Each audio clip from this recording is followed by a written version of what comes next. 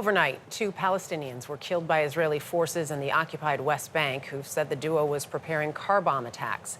The incidents come as the Israeli military continues its operations in the territory for a 4th day. Meanwhile, in Gaza, there is expected to be a pause in the fighting this weekend as the UN carries out urgent polio vaccinations. Imtiaz Tayeb joins us now from East Jerusalem. Imtiaz, good morning. Dana, good morning to you.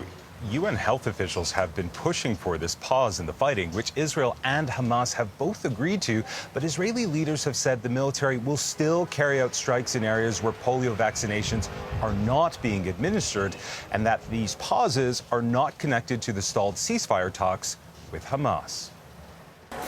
In the makeshift encampments for war-displaced people in central Gaza's Deir al-Balah, parents like Mumin al-Kilan have started receiving pamphlets like this, explaining how the polio vaccine is administered. Inside the tent he and his young family now call home, al-Kilan holds his kids close. If the war ended and my son was paralyzed because he wasn't able to get the polio vaccination, it would be worse than the war itself, he says.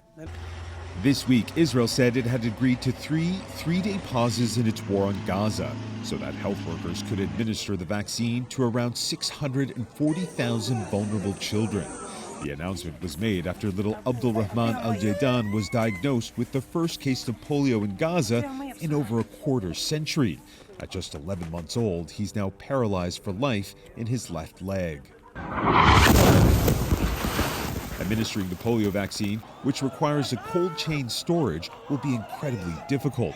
Most of Gaza's hospitals and clinics have been destroyed in Israeli bombings, and the majority of its 2.2 million residents have had to flee their homes because of the violence.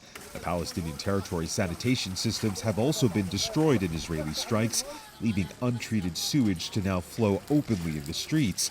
That is why health officials say devastating illnesses like polio can spread so rapidly.